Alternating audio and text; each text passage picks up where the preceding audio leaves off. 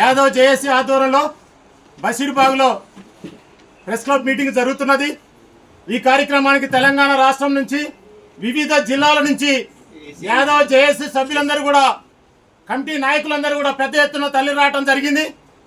యాదవులకు సంబంధించినటువంటి డిమాండ్ ఒకటే, తెలంగాణలో జనాభా ప్రాతిపాదికన యాదవులకు రావాల్సినటువంటి కార్పొరేషన్ పదవులు, కార్పొరేషన్ చైర్మన్ ని ఇమ్మీడియట్ గా డిక్లేర్ చేయాలి. ప్రభుత్వం కార్పొరేషన్ చైర్మన్ ని ఏర్పాటు చేయాలి. 5,000 కోట్లతోటి సరైనటువంటి బడ్జెట్ ని ఏర్పాటు చేసేసి కార్పొరేషన్ ఏర్పాటు చేయాలని ప్రభుత్వాన్ని డిమాండ్ చేస్తున్నాం. అదే విధంగా నామినేటెడ్ పదవులు కూడా ఇమ్మీడియట్ గా ఇవ్వాలి. ప్రభుత్వం మభ్యపెట్టి దాదాపు 2 సంవత్సరాలు ఇంతవరకు ఇవ్వలేదు. తెలంగాణ రావడం కోసం యాదవ్ ముద్దు బిడ్డలు ఎందరో పోరాటం చేశారు, ఆసులు పాశారు. అది తొలిదశ ఉద్యమే కానీ మలిదశ ఉద్యమే కానీ ఎంతో మంది పోరాటం చేయడం జరిగింది. వారి కోసమై ప్రభుత్వం 200 గజాలు 250 గజాల స్థలం ఇస్తాం, 25,000 ఇస్తాం అని అంటూ పింఛన్లు ఇస్తాం అని అంటూ ప్రభుత్వం పలికినటువంటి విషయాలు మర్చిపోయింది. ప్రభుత్వానికి ఒకటే డిమాండ్ చేస్తున్నా, గౌరవనీయులైనటువంటి రేవంత్ రెడ్డి గారు, మీరు మా యాదవులని ఏందన్నమాట చిన్న చూపు చూస్తున్నారు. మీరు ఏమాత్రం ఇలాంటి చిన్న చూపులు చూసి మంత్రి పదవులు ఇవ్వకుండా, ఎమ్మెల్సీ పదవులు ఇవ్వకుండా మీరు మభ్యపెట్టినట్లయితే రేపు జరుగుతున్నటువంటి అసెంబ్లీ ఏ విధంగా మీరు జరుపుతారు అని చెప్పేసి యాదవ్ జేఏసీ తరపున హెచ్చరిస్తున్నాం.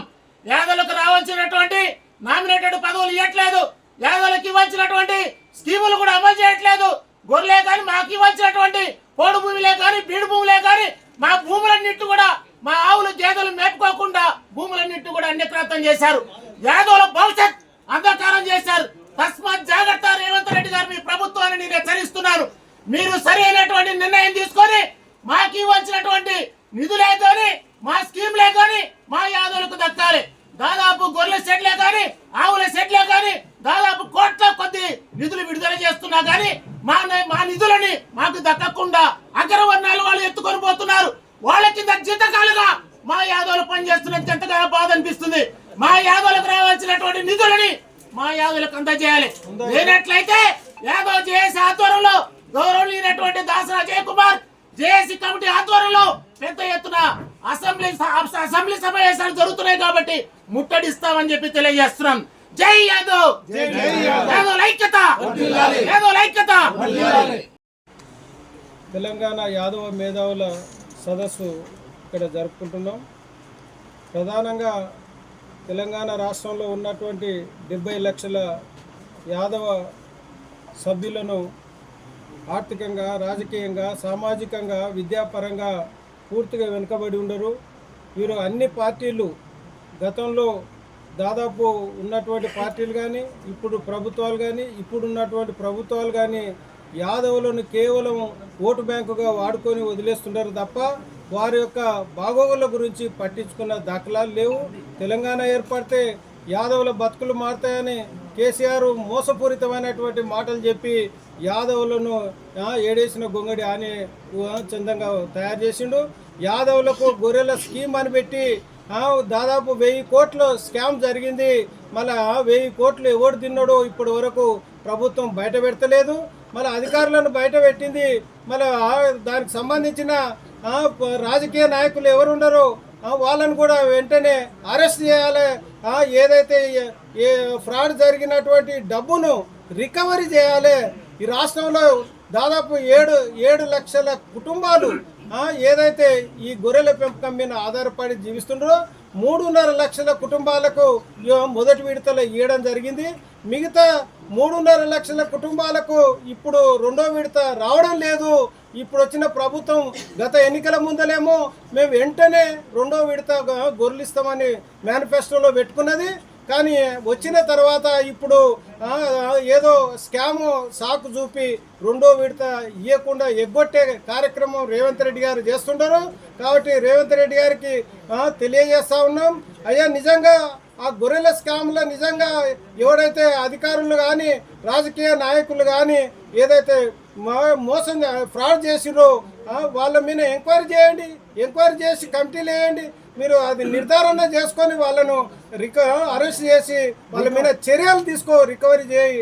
కానీ మిగతా 3.5 లక్షల కుటుంబాలు ఈ తెలంగాణలో ఉన్నటువంటి రెండో విడత గొర్రెలను వెంటనే వాళ్ళకి ఇవ్వాలని కూడా ఈ సందర్భంగా రాష్ట్ర ప్రభుత్వాన్ని డిమాండ్ చేస్తూ ఉన్నాం.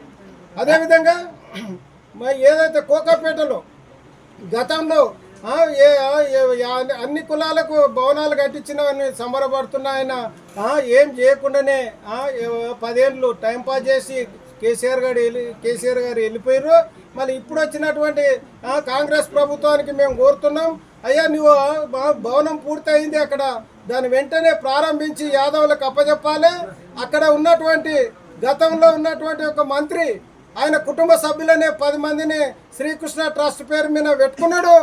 ఈ ట్రస్టుల పేరు మీద పెట్టుకొని ఏదైతే యాదవులకు సంబంధించినటువంటి సంపదను అంటే ఆస్తిని కొన్ని 50 ఏళ్ళ తర్వాత వాళ్ళ సొంతానికి పోతుంది. కాబట్టి ఈ రాష్ట్రంలో ఉన్నటువంటి 33 జిల్లాలలో దాదాపు 100 మందిని దానికి కమిటీ వేయండి, నూతన కమిటీ వేసి యాదవులకు అప్పగించాలని ఈ రాష్ట్ర ప్రభుత్వాన్ని డిమాండ్ చేస్తూ ఉన్నాం. అదేవిధంగా ఈరోజు మంత్రిమండలిలో యాదవులు లేనిది నీ మంత్రిమండలే. యాదవులు అంటే ఉలకబోస్తుంటావు, యాదవులు లేనిది రాజ్యం లేదు, యాదవులు లేనిది హైదరాబాదే లేదు అంటావు.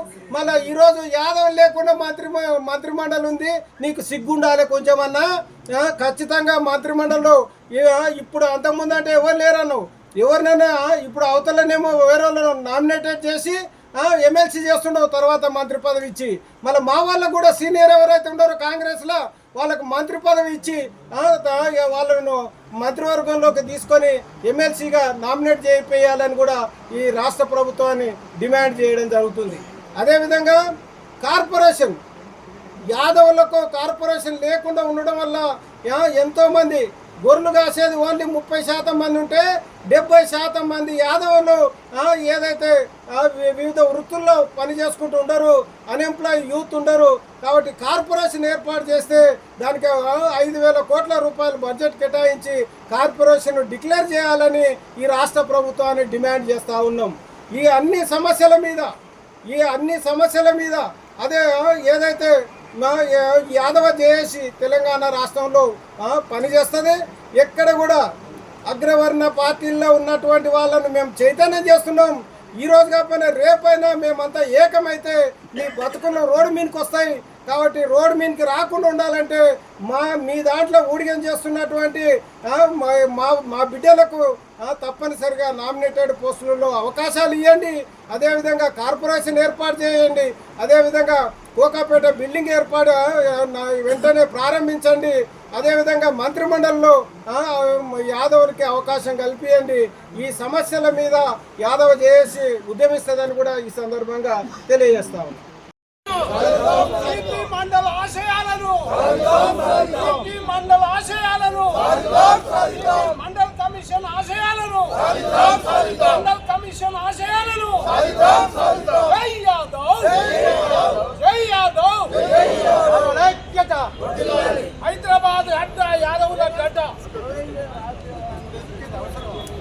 లైక్ చేయండి, షేర్ చేయండి, సబ్స్క్రైబ్ చేయండి. మరిన్ని వీడియోల కోసం బెల్ సింబల్ పై క్లిక్ చేయండి.